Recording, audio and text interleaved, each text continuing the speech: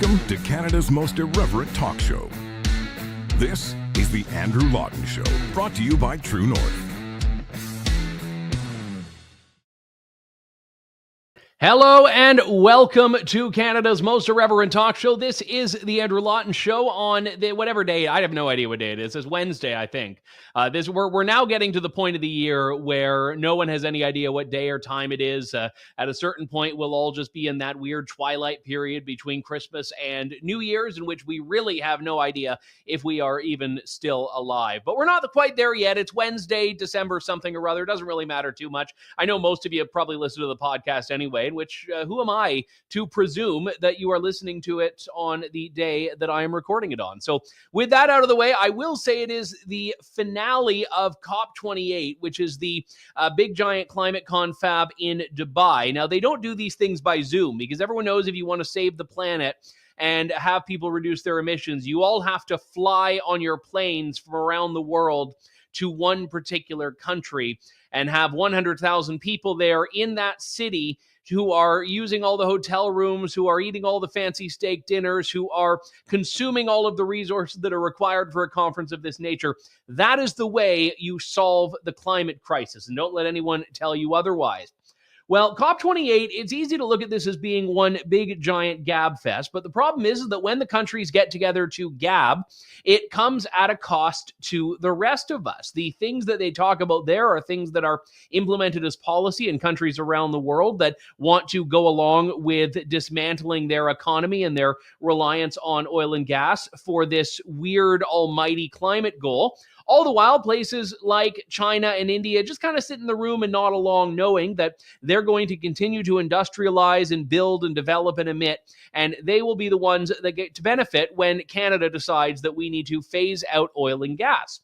Now, this year, there was a little bit of pushback to this phase out. It's often spoken about by the climate elites as though it's an inevitability. We're just going to get rid of oil and gas. It's not a question of if, but when, and we should do it sooner rather than later. But this time there were some people in the delegations that said, maybe I don't actually want to do that. Maybe I mean, there was the one guy who was the president of the conference in the United Arab Emirates who said earlier on, yeah, there's no scientific basis for this phase out, although as we'll be talking about in a few moments with Marc Morano, he was very quickly slapped for being as honest as he was in that moment.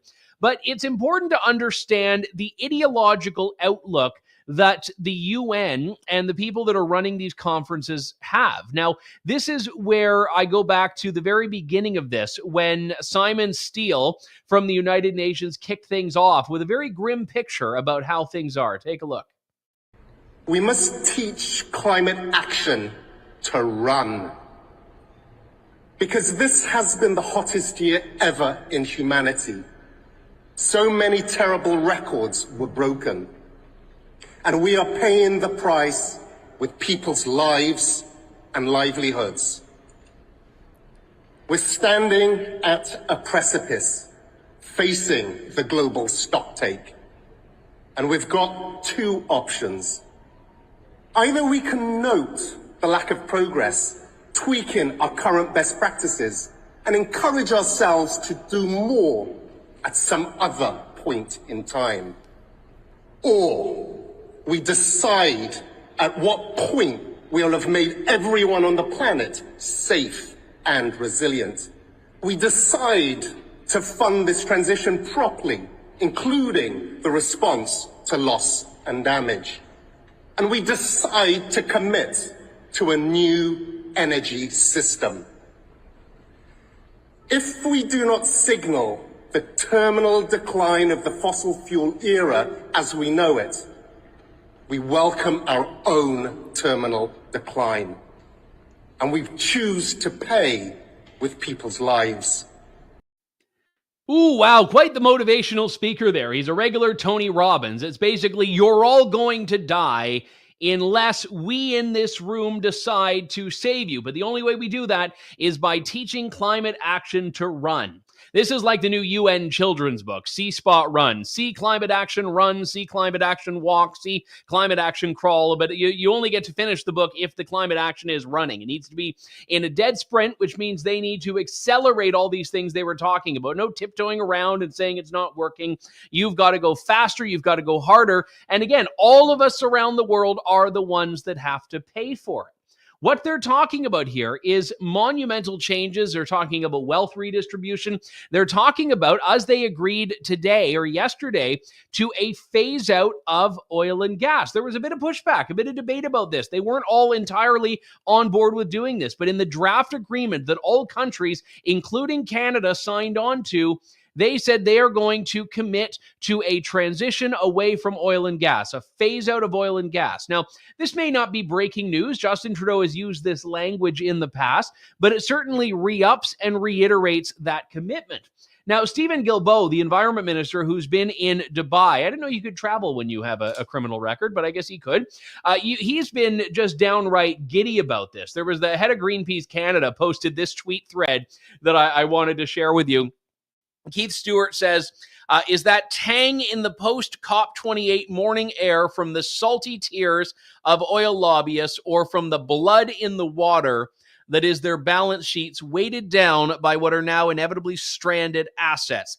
He says this is historic. Oh, by the way, still insufficient because they need to do more and need to do more aggressively what they're trying to do now.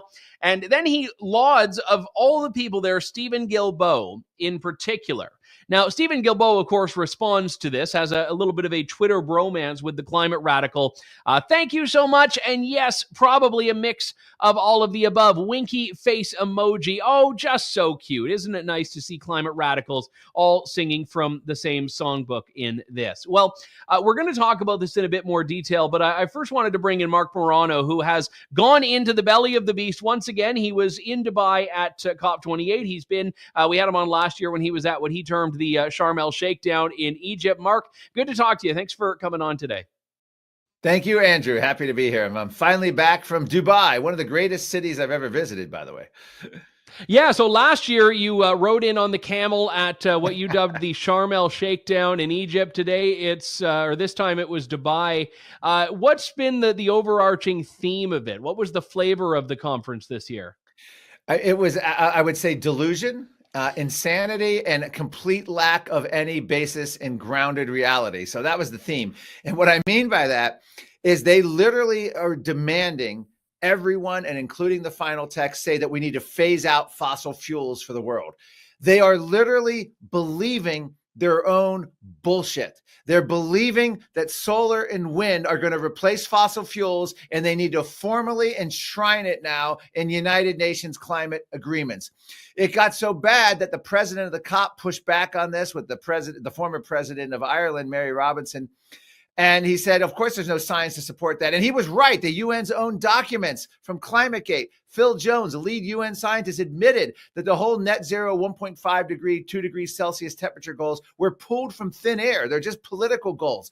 But they want to make it sound as though they're apocalyptic scientific predictions. He had to back down from his predictions. Saudi Arabia, if you want to know who the hero of this conference was, Saudi Arabia is the one who said, this is just delusional. We're not going along with this. Guess who was doubling down and pushing us to this renewable replacing fossil fuel?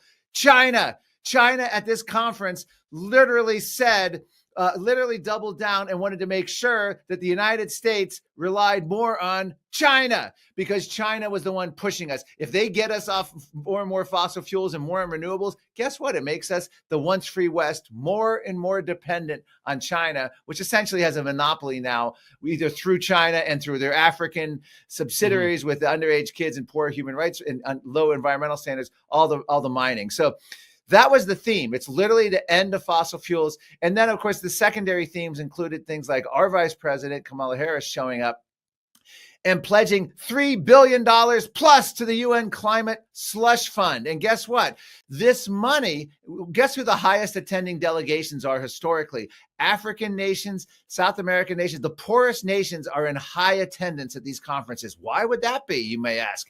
Very simple. They are out there to suck at the teat of the United Nations. And here's the thing. I talked to a development activist, Leon Lowe, in South Africa at a previous UN climate summit.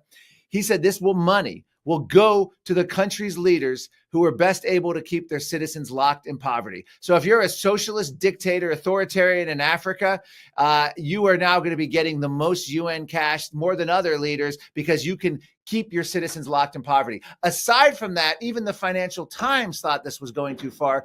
They had an entire feature article during the Dubai UN Climate Summit about how Western carbon offset companies, to assuage us, the white liberal, not liberal, but the white guilt association and the wealthy nations, was buying up sometimes 25% of land in African nation after African nation to literally set it aside so they can't develop it, so white liberals can feel good about themselves in other countries. So we're doubly harming development in African and poor nations in South America. We're paying their leaders, giving them the most money to those who don't develop, and we're stopping them from developing by buying up massive carbon offsets. And sure, it'll give a little bit of cash to the country now, but it's going to hurt them long term.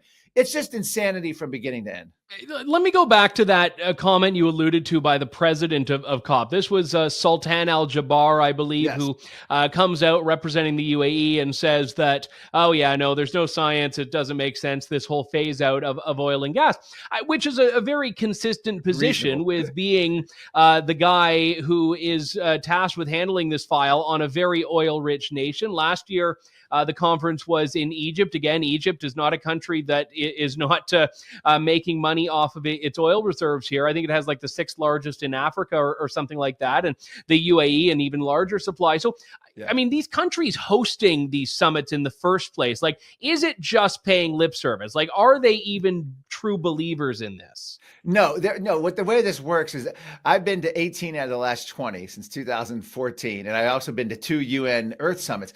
But the way they do it, they just pick countries, and they usually pick countries that are hostile. Now, we've had it in Poland 3 times. You may ask, why is Poland hosting a UN climate summit pretty relatively close together? It's almost, like 2008, 2013, 2017. I can't remember the exact, 2018 or something. And the reason they pick these countries is they try to go all around the world. They're going to be going to Australia. They're going to be going to India.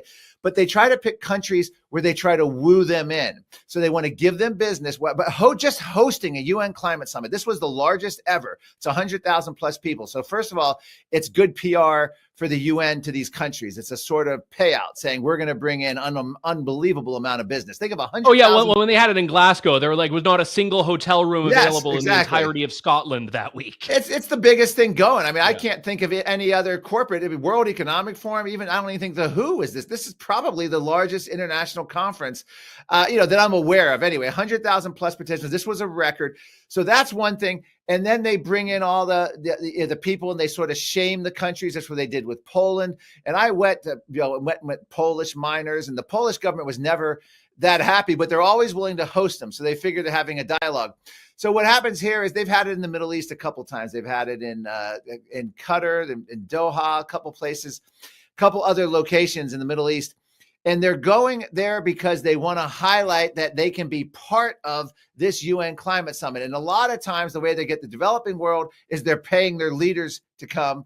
The way they get the developed world and even the oil-rich nations is they're going to woo them in. They're going to give them a lot of money in terms of all this business, and they're going to bring them into the community of nations. And it works because, Sultan Al Jaber literally did not want to fight. Once he made his comments, his spokesman immediately backed down. He backed down. They're not interested. They're interested in the virtue signaling. They may not follow through on it even if they make a pledge, they may not follow through in action. But unfortunately, they're still allowing this fraudulent process to go. What I think needs to happen, we need a coalition. I'd call it a Clegxit. You had the Brexit. We need a climate exit from the UN treaty. We need countries to band together and just say, hell no to net zero. It's anti-human. It's insane. It's Soviet-style central planning. We're done. We're not part of this anymore. Donald Trump, of course, tried it, but he did it tepidly. He just withdrew us. He didn't withdraw us from the whole United Nations climate process. He didn't withdraw us from funding the UN panel and all that stuff. We need actually Donald Trump to triple down. And hopefully if he gets elected, he will. I don't know if he'll get elected, but that's the problem. So what's happened here is all this virtue signaling for decades in the green agenda, they got away with. But now we're hitting where the rubber hits the road. Solar, wind collapsing. We have at least a dozen offshore wind collapsing in the US, the EV mandates collapsing, all the global automakers saying, no, it's not working. They're piling up on our lots. We're not going to do it anymore. You have the energy collapse in Europe, hastened by the Russian war, now Israeli conflict. All of this is just, they can't afford the virtue signal anymore. But the UN knows how this works. It's a campaign cost. So they doubled down. In face of all of this insanity, they wanted to phase out of all fossil fuels. And by the way, I went to fashion shows there. They had red carpet events, sustainable clothing and fashion. I asked the spokesman there at the UN, with their keynote speaker, about the C40 Cities report, sponsored by Google, IKEA, funded by Mayor Bloomberg, who was the chairman, about the limit of 3 new items of clothing per person per year by 2030. And their answer is, well, it depends. If you're getting synthetic clothing, yes. If you're buying, hemp-made organic clothing, maybe from the skin of a cockroach, then yeah, you can get more than 3. This was an insane conference. They had children's events, all the usual stuff you would expect, but everything is just so much more insane. And the overriding theme, by the way, was this bypassing a democracy, because right before it, the 200 medical journals wanted to declare climate a public health emergency. The Biden administration is being urged to do it. What that would do is take this even further out of democracy. Because remember, we didn't vote to ban gas-powered cars. We didn't vote to ban meat eating. We didn't vote to ban agriculture, restrictions on high-yield agriculture. But it's all just happening because of corporate government collusion through edicts. And if they get a climate emergency, whether it's through the WHO or whether it's even in the United States, it gives Biden 130 new executive powers. NBC News actually said it would give him COVID-like powers, similar to what mayors and governors had. Yeah. And he's a lame duck. So this is always a tool on the table. Anyway, that's what the UN wants. It is, I call it the Great Reset Summit, because none of it had to do with democracy. All of it had to do with rationing energy, food, transportation, freedom of movement, so that they could be more in charge. And it was just nuts. And you had King Charles there, you had Al Gore, you had John Kerry. A funny stat. On John Kerry, though, let me bring this up, because John Kerry is an example of how ideological this all is. And you see the moving goalposts. It used to be about emissions, and then it became about temperature, and now it's just about phasing out fossil fuels. So the reason I bring up John Kerry, here you have the oil and gas sector trying to meet them halfway and say, well, we're going to invest in carbon capture. And John Kerry comes out, oh, no, that carbon capture is nothing. I think he called it the great facade. Because he just wants the industry to be obliterated and effectively outlawed. He absolutely does. John Kerry, first of all, his speech here before the conference was all about shutting down not only U.S. coal, but we had the petition to do the natural gas by UN delegates targeting the United States. So they take away coal and gas, and we're left literally a whimpering nation begging China for what scraps, begging Venezuela, the Middle East.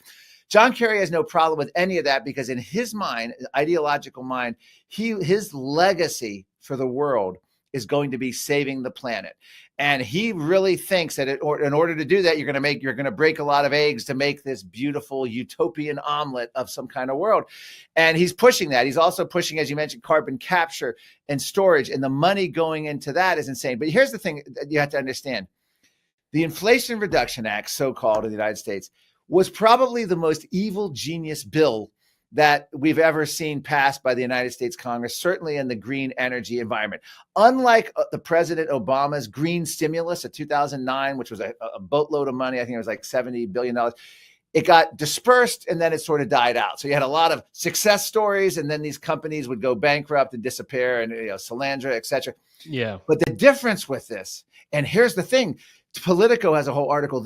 European nations want to model. The difference with the Inflation Reduction Act, it bakes in for decades green mandates, subsidies, regulations that just keep kicking and kicking and kicking and kicking. So you're going to have companies, governors, legislators, states, everyone just sucking at that teat for decades to come on this money that's going to be completely reauthorized and reauthorized. And it makes the green agenda not go away like we had under Obama once the money runs out, because the money is designed never to run out. And the UN used this wealth transfer from the West to the South as being a feature and not a bug of this all, did they not? Yeah, Otto Edenhofer, who years ago said this was not about environmental policy. This was about redistributing wealth by climate policy. This has nothing to do with environmental policy. I mean, he was very explicit. The whole IPCC basis and the climate treaty basis, this is not about environment at all. It's about creating what they see as equity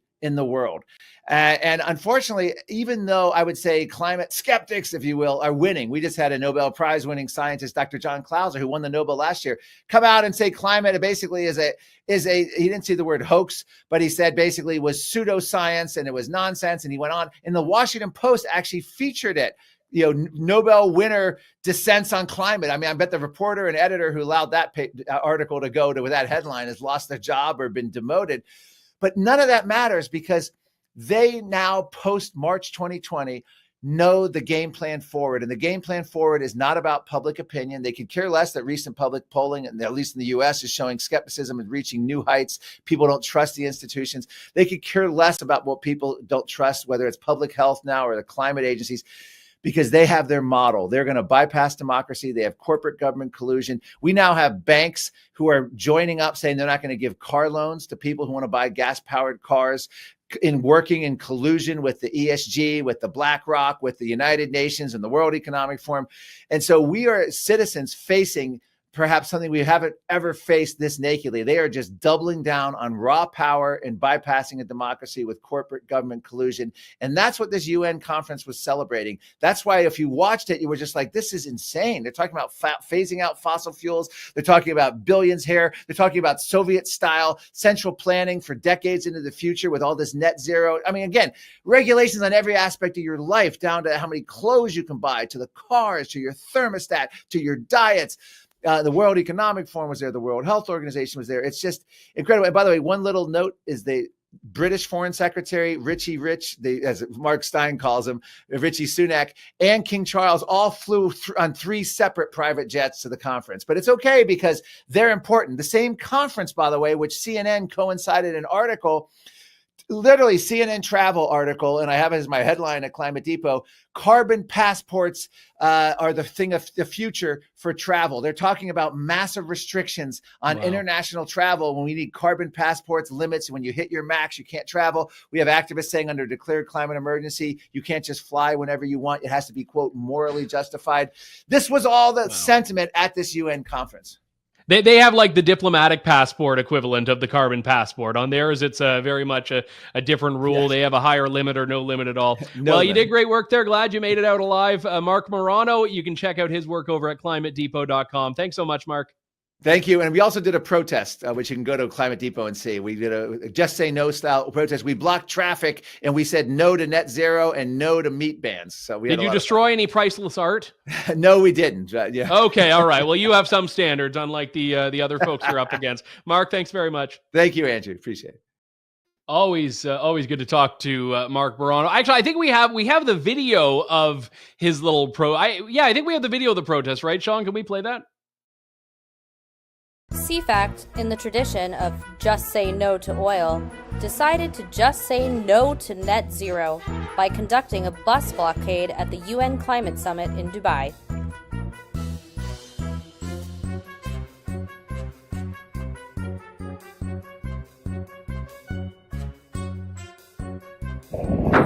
Net zero, save red meat. Net zero, save red meat. Net zero, save red meat. Stop net zero, save red meat. Stop net zero, save red meat. Stop net zero, save red meat.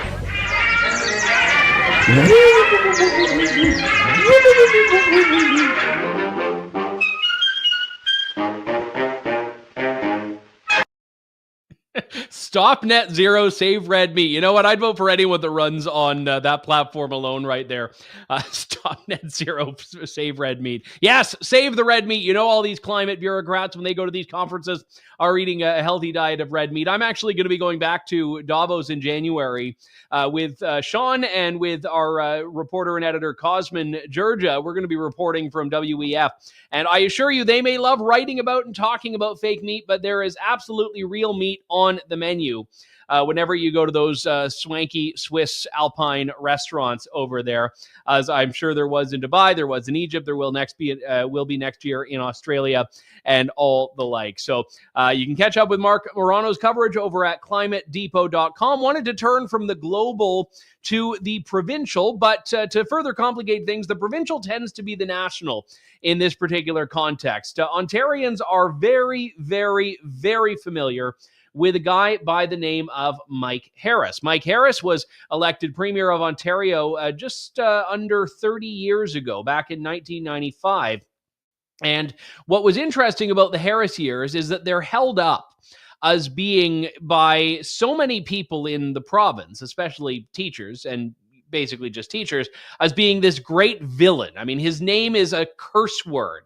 But you talk to ordinary people, you talk to conservatives, and Mike Harris is an absolute hero. And I think Mike Harris, for a lot of the time, has not really had his story told the way it needed to be. And by that, I mean, he revolutionized politics in Ontario. He took a party, the Ontario Progressive Conservatives, which was always a very squishy, moderate, elite party, and he turned it into one that was very grassroots oriented. He had the Common Sense Revolution, a rather legendary roadmap and platform that was unafraid to tackle some very difficult challenges. And the Common Sense Revolution turns 30 years old, and Mike Harris's legacy is finally being put in what I think is an appropriate context here in a new book, which has been quite well hyped, which is good for a political book, called The Harris Legacy: Reflections on a Transformational Premier. You can see it there and get it on Amazon and other places fine books are sold. It has some fantastic contributions from a number of characters, many of whom will be familiar.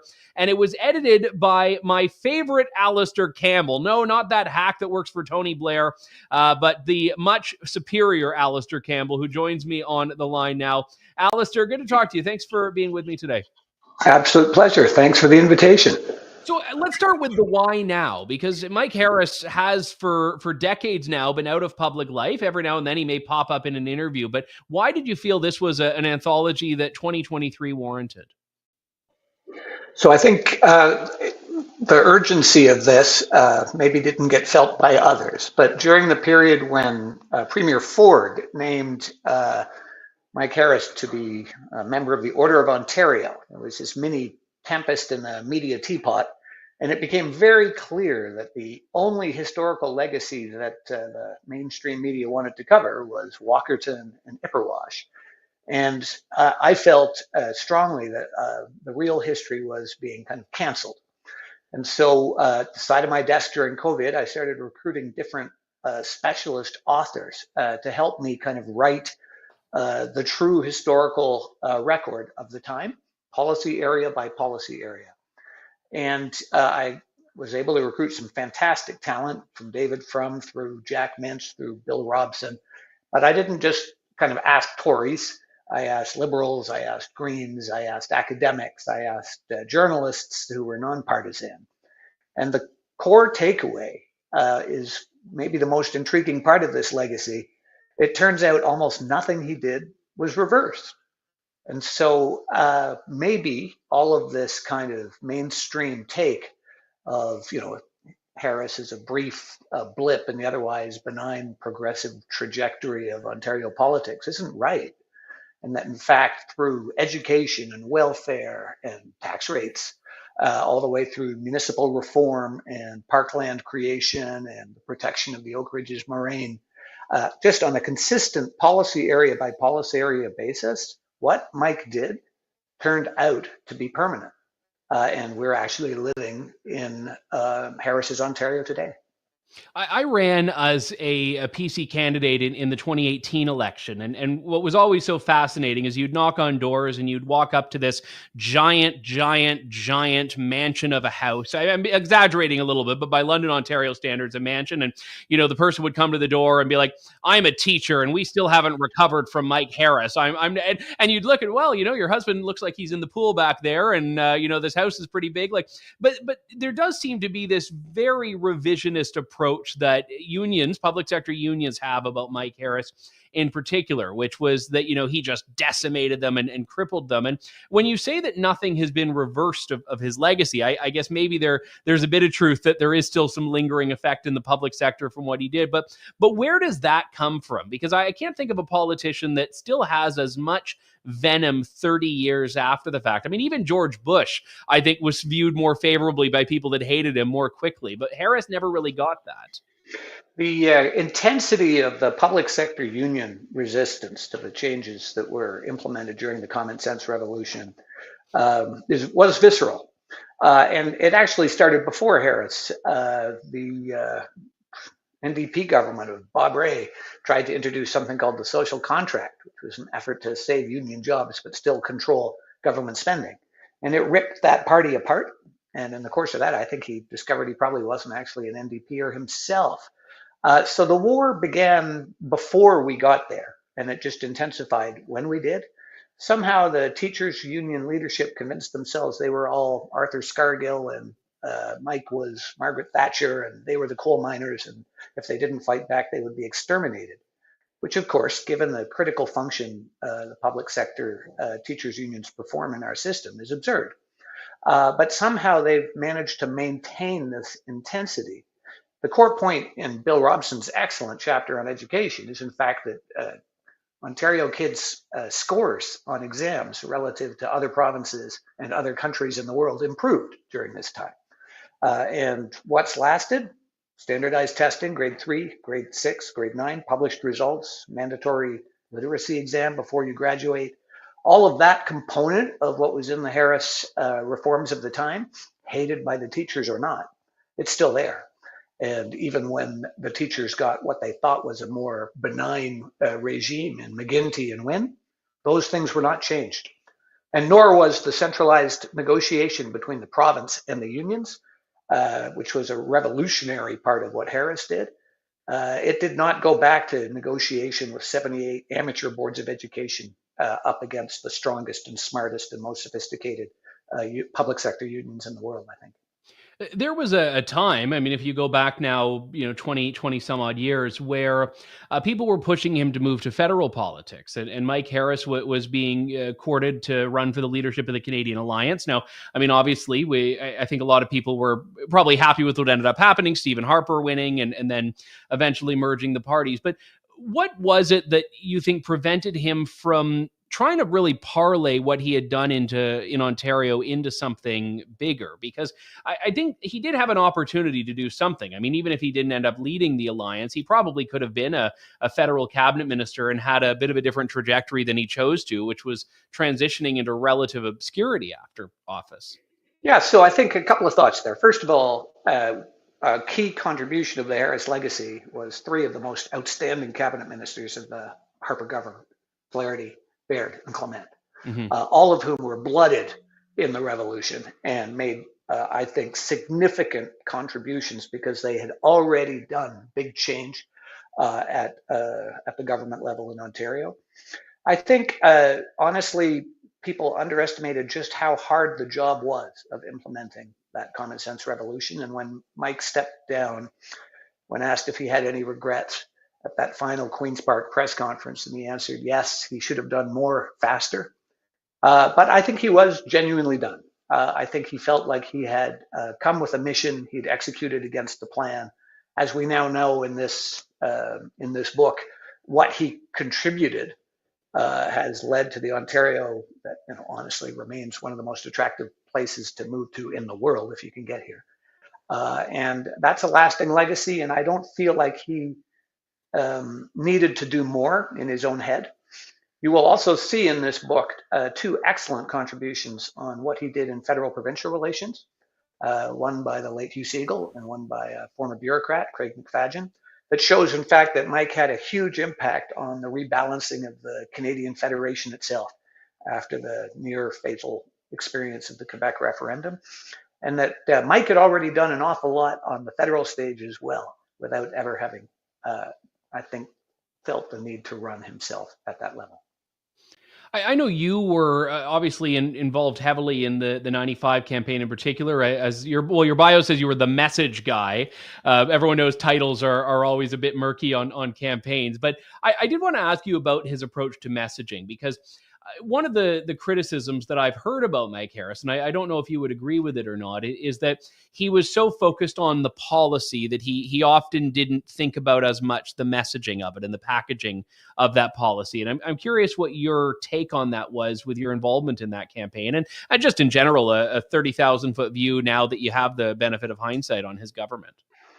So I think the messaging of Harris was actually one of his strengths.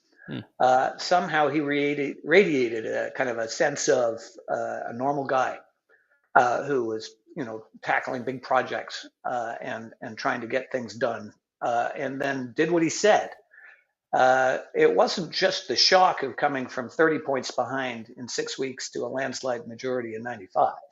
What you've got to remember was that in 99, there was effectively a second election, which was really a referendum on the Harris Common Sense Revolution, and he won a bigger majority.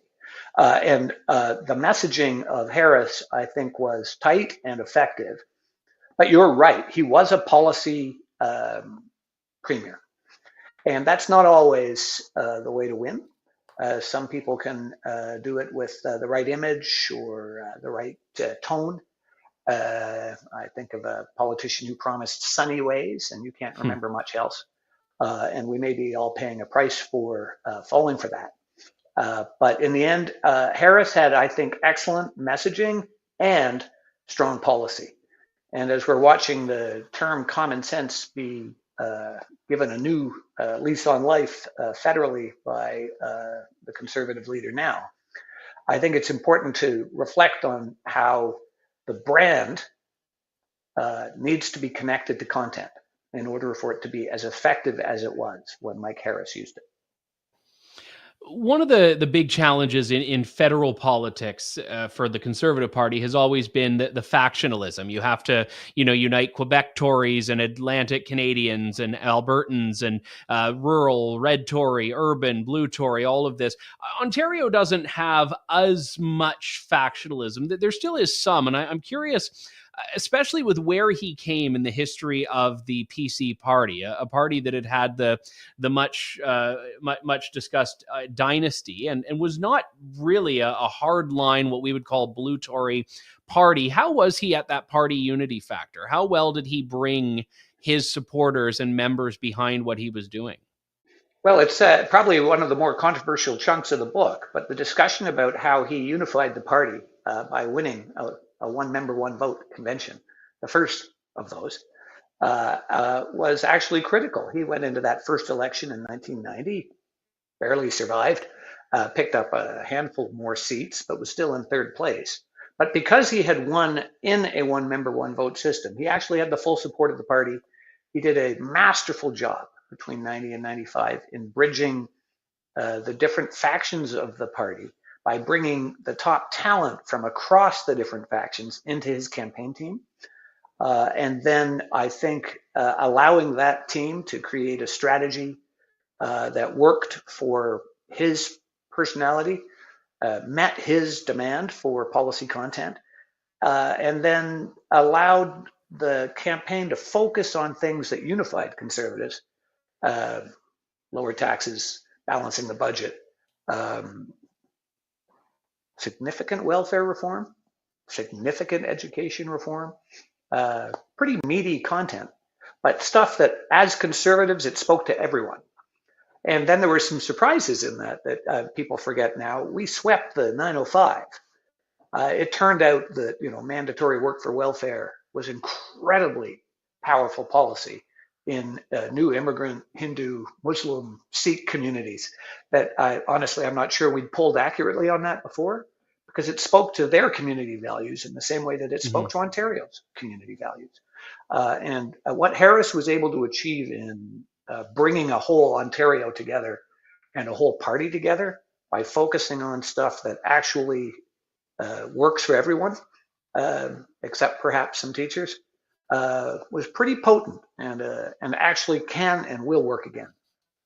I was in school during the Harris years, and I remember the teacher just seething as they were handing out those, what were they called? The My Ontario books, these little books that the Harris government had printed to give to every student. And in retrospect, as a kid, I didn't really care one way or another. It was just, 10 minutes out of class that we had to do this. But I recall that was, again, one of the other things the teachers really didn't like. But again, a way to go directly to the people, which is something that we see politicians doing more of now, bypassing the media. Here's a book about our province.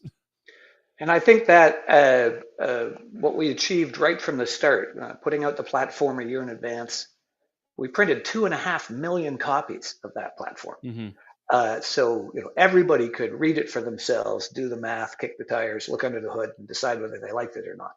And when he held it up at that debate in 1995 and says, "I will resign if I do not keep the promises in this platform," it was incredibly powerful. And it resonated because there was this kind of deep, visceral distrust of politicians. And here was one saying, "I actually believe this stuff. I will really do this stuff. And if you don't like it afterwards, you can vote me out." And in fact, in 99, many of the people who voted to re-elect him didn't like all of what he had done, but they really liked a politician who honored their vote by doing exactly what he promised. He was and a that was, special, I mean, special even case. yeah, I mean, even from critics of him, that was one thing I've heard, going back to his years, say, well, he did what he said he was going to do. And that's the thing. He had been remarkably transparent about his agenda. Ontarians gave him a mandate, and he very much did it. Well, it was a very, I'll say, in the canon of Ontario politics, your book, which you edited, was a tremendously refreshing read. And I know it delves into the policy at times, which for people like me is good, but it's important, I think. So the book is The Harris Legacy. You can see it up on your screen in a second there. Reflections on a Transformational Premier, edited by Alister Campbell. Alister, thank you so much. Really appreciate it, and well done on this. Thanks. I appreciate the opportunity to chat. All right. Thanks very much. And that does it for us. I've been telling you this week, we are going to do next week a Letters to Andrew show. You can get your questions in by emailing andrew@truenorthcanada.com. I'm not going to reply to them this week, so you don't need to resend them. I'm going to put them all in a little bundle, and we'll do a special edition of the show next week in which we will answer some of your questions, however fun, wacky, odd, or off the wall they are. But don't make it like 3.5 pages long. I got one of those, and I'm like, it would take the whole show just to read the questions. So nothing good takes that long to say. That's my motto. Well, I've just came up with it now, but maybe it would be a good motto. In any case, we will all have a great time with that next week. Hope you have a wonderful rest of the day. We will see you tomorrow, same time, same place here on True North. Thank you, God bless, and good day to you all. Thanks for listening to The Andrew Lawton Show. Support the program by donating to True North at www.tnc.news.